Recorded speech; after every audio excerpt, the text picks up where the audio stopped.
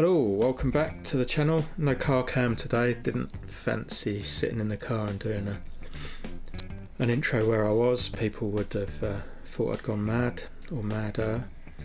So today's video, the theme of today's video is connection and how everything's connected. Stuff that I learned from an app called Waking Up that Scott Fawcett of Decade introduced me to through the Decade program, and hearing Garrett Kramer talking on Carl Morris's podcast recently. Things just all start to line up, and the thought is that if you are supposed to think less on the golf course, why are you thinking more? Stu has done some videos recently around different drills you can do and getting primal and just kind of, trying to make the shot, and I guess skill acquisition through just trying to envisage what you're doing. And he and I had a conversation early this week talking about intent, and I just didn't really know what my intention was on the tee, right? Or as I'm approaching a green. I can hit all 9 windows in practice, but what is it I'm trying to do? Anyway, we talked about, or he made a video about only having one thought for 25 shots at the range, and I did it, and it was really quite tough. We talked a little bit more about what those thoughts should be. And the upshot was this practice now. So there's a link below that shows Stu demonstrating this drill that I'm trying to get set up for. It's not the easiest thing in the world to do, but once you're there, you're there. And it's basically like there is a practice aid that is set up for you to do this, so you don't have to mess about, but if you've got a TheraBand you can do it like this. So basically what you're trying to do is make the heavy end of the club heavier, and it allows you to do slow motion stuff. So the idea is you press down on the handle, it elevates the head, then at the top the head should drop below the hands. You should allow the weight of the head to bring itself into a shallow state, I guess, at the top, and then you just turn through. So that's what I'm trying to feel here, getting up there. It's the raising of the hands that drops the club head, right? So the heavy end does the opposite of the light end. And Stu talks about that in a ton of his videos, how it's like a trailer, like if you're backing a trailer up or a caravan or whatever, you turn one way and the trailer goes the other way, sort of thing. So did the drill, now trying to transfer those feels without the band on, and it was really tough. I mean, instantly felt weird, but after a couple of feels, it's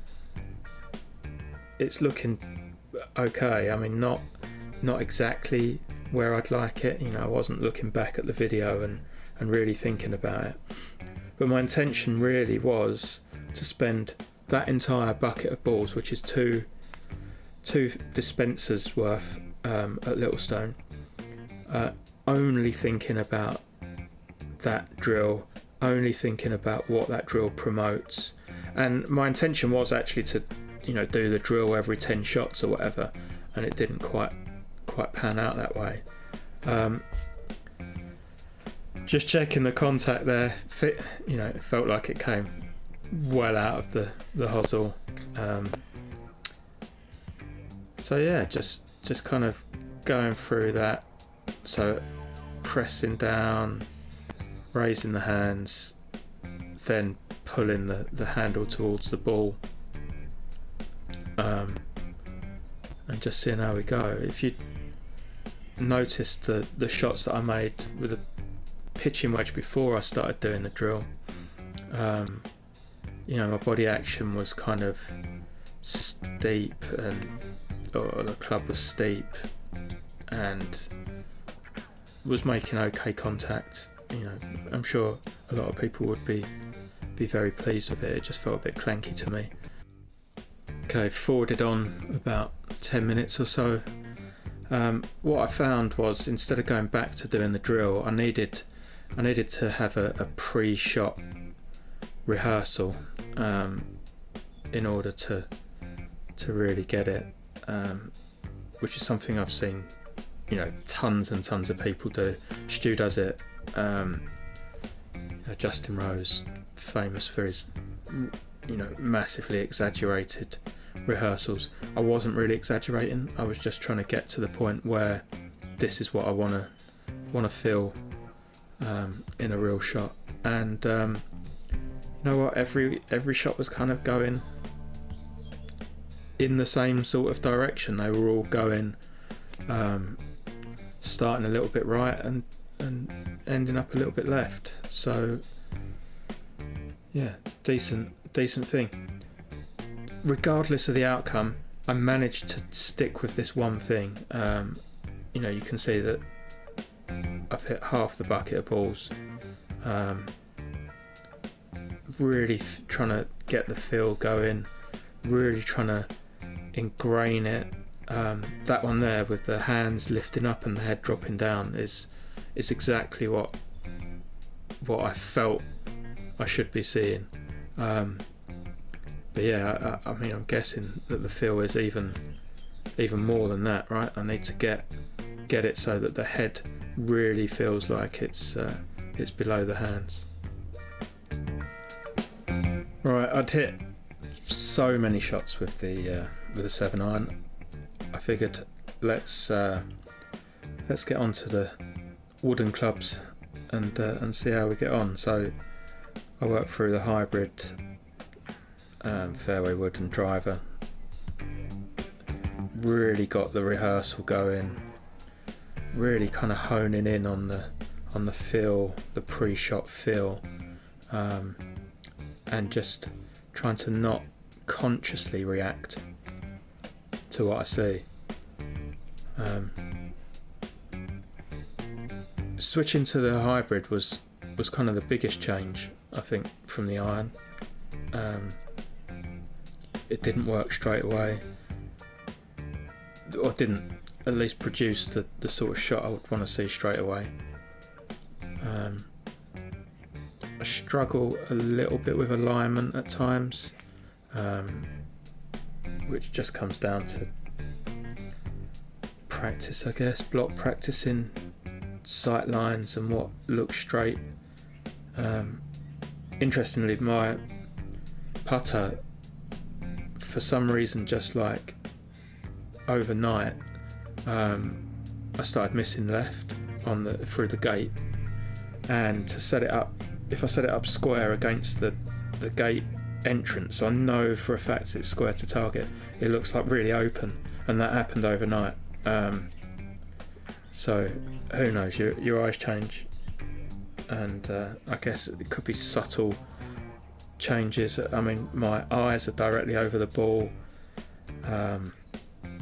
Could be something simple like head tilt or whatever, but yeah, not worrying about it too much. So here you see the important part of this is that I've still got that cup in the left wrist, and that stops the ball going like super left on me. I did have a real bad hooky time at one point, and that was fixed just by focusing on that cup's left wrist, which is kind of just happening now. But it's mad, even with these rehearsals, the actual swings really aren't quite there, but the results were good. The ball was kind of going straight. I don't think any of these went left. The same with the fairway wood and the driver, actually I had a very, very consistent shot pattern. Know for a fact that I can aim and not have it go right, which is what I've been kind of hoping for a while, but haven't quite achieved it.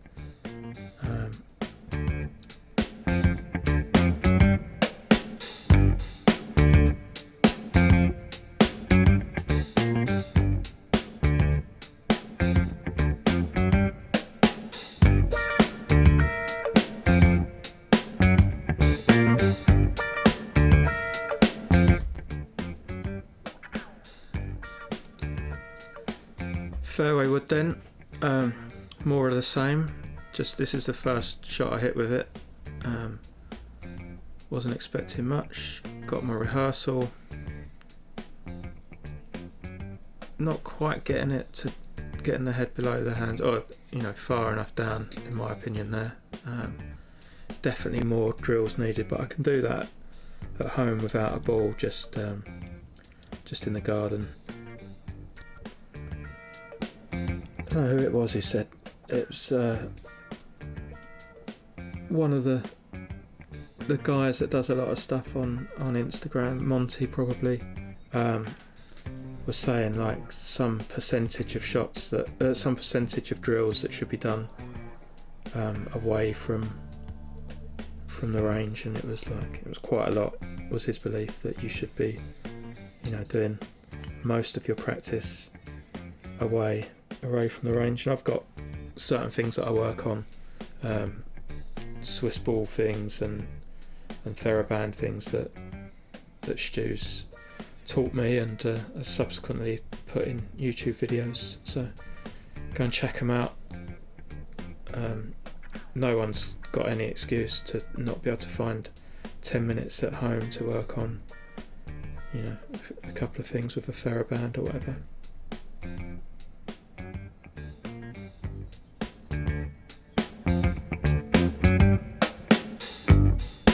I really like the way that looks, the practice. That not so much, but high, slightly right of where I've aimed. I'll take it every time.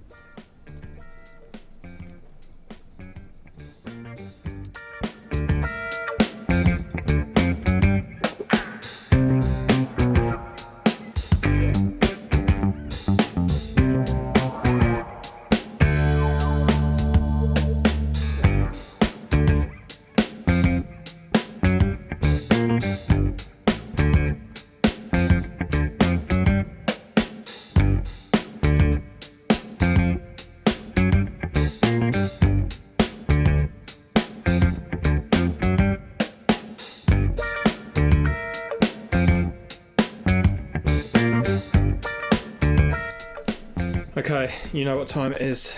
It's the big dog. Tuesday I kind of committed to playing a draw off the tee. It was a nightmare. I had no control over it. It was, left rough most of the day. I stuck with it, but it wasn't controllable, really. So yeah, I've kind of this feel at the top of like the amount of forearm rotation to get the shaft there. I've done before. It's usually ended up with very big right misses with the driver, so I was a little bit scared of doing this. I've never stuck with it because of that. Always seeking, so this seeking thing is a constant in my game. Always chopping and changing between feels, trying to find the answer. So that's why this is good. This is like a constant thing, and no matter what the outcome is, you just keep on with this single thing.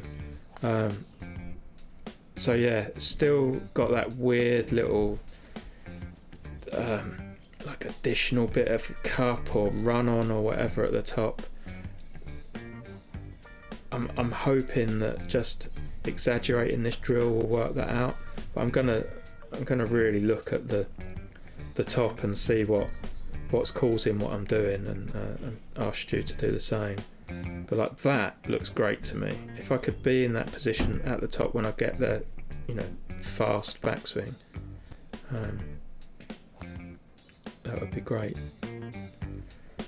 So as I said a little bit before, none of these went left.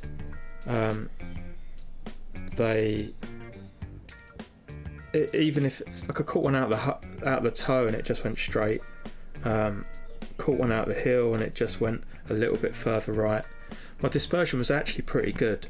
A little bit of a right to left wind, so possibly the pattern will move a little bit further to the right in practice. But yeah, I really just feel like I could just aim at a bunker on the left hand side of the fairway and just